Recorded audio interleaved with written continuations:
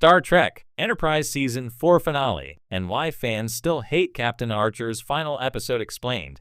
When Star Trek Enterprise first aired in 2001, it promised to boldly go where no Trek series had gone before, into the origins of Starfleet, the Federation, and humanity's first great steps into interstellar diplomacy.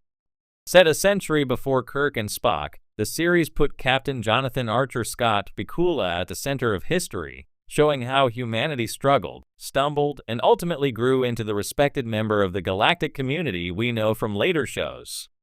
By the time Enterprise reached its fourth season, it had truly found its stride.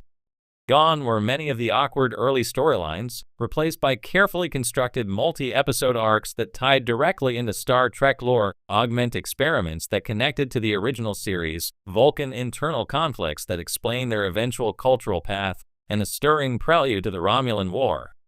Fans who stuck with the series saw a show finally living up to its promise.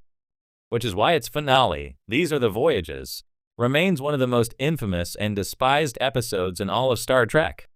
Even 2 decades later, fans still express disappointment, anger, and sometimes outright betrayal over how Enterprise ended. But why exactly did Captain Archer's final episode go so wrong? And why does it still leave such a bitter aftertaste in Star Trek fandom?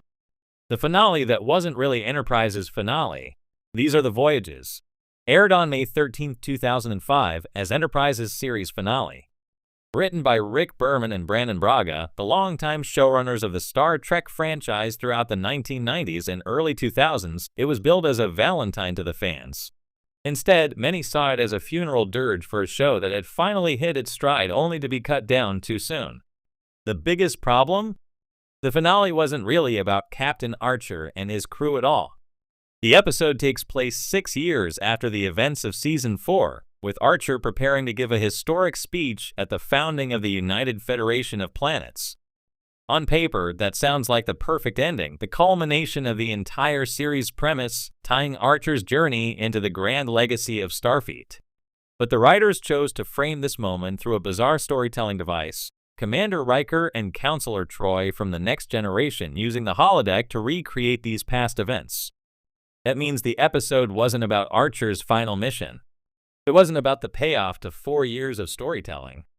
It wasn't even fully about the crew of Enterprise. It was about Riker's moral dilemma on the Enterprise D during the events of the Pegasus and how he used Archer's story to inspire himself. For fans who had invested in Archer, Topol, Trip, Hoshi, Reed, and Phlox, it was a gut punch. Their characters had been sidelined in their own finale in favor of what felt like a glorified Next Generation cameo.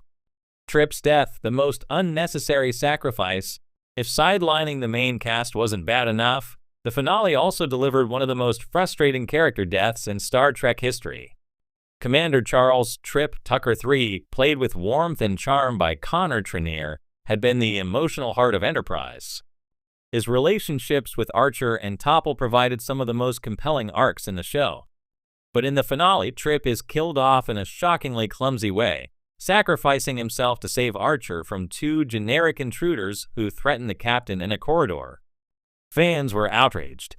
Not only was the scene rushed and devoid of the dramatic build-up a character like Trip deserved, but it felt completely unnecessary. Trip's death wasn't part of a larger arc. It wasn't meaningful. It wasn't even central to the episode's story. It was simply inserted for drama, then brushed aside with barely any time for mourning. Even worse, the Enterprise crew didn't get a chance to grieve properly.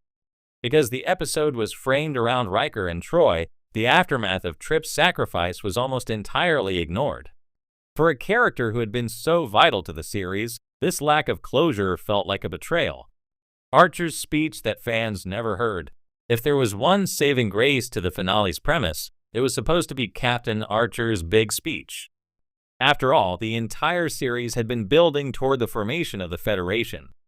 Archer's words would be the culmination of his character arc, how he grew from a brash, sometimes naive explorer into the statesman who helped unite species across the galaxy. And yet, fans never got to hear it.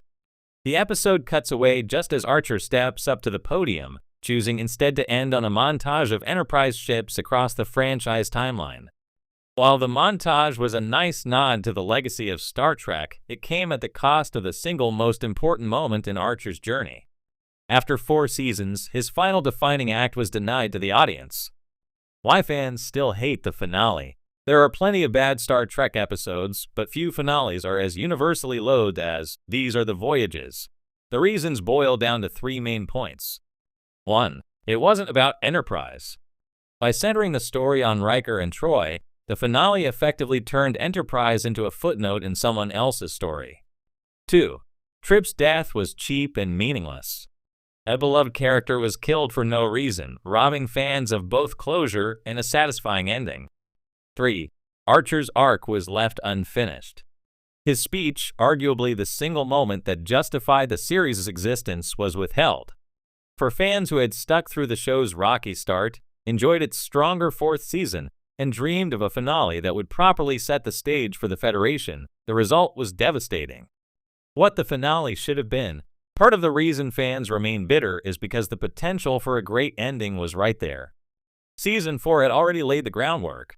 The Vulcan Reformation, the first stirrings of a Romulan conflict, the growing cooperation between humans, Andorians, Tellarites, and Vulcans. A finale focusing on Archer navigating the final hurdles to founding the Federation, perhaps facing down Romulan sabotage or political betrayal, would have been fitting. Trip's sacrifice could have worked if it had been part of that larger arc, giving his death weight and meaning. And of course, Archer's speech should have been front and center, a declaration of unity that echoed through Star Trek history. Instead, fans got a holodeck simulation, a wasted death, and a fade out before the most important moment. A legacy of bitterness and some redemption. Even cast members have criticized the finale. Scott Bakula himself has expressed disappointment, while Connor Trenier admitted that Trip's death felt mishandled. Jolene Blalock-Topple has been even more vocal, calling the episode appalling. The bitterness lingers because Enterprise had finally hit its stride, only to be cut short by declining ratings and network fatigue. Fans knew the series could have gone further into the Romulan War, into the true birth of the Federation, and so These Are the Voyages feels not just like a weak finale, but like a symbol of wasted potential. That said, later Star Trek entries have offered some redemption. Novels in the Enterprise relaunch series retcon Trip's death, revealing it to be a cover story for a secret mission. Meanwhile, Star Trek, Strange New Worlds and Discovery have revisited the 22nd century era, acknowledging Archer's role in history and giving his legacy some much-needed respect. Conclusion: the finale that fans can't forgive. In the end, These Are the Voyages is remembered less as a valentine to the fans and more as a cautionary tale of how not to end a beloved series. Instead of honoring Archer and his crew, it reduced them to background players in someone else's story. Instead of celebrating the birth of the Federation, it robbed fans of the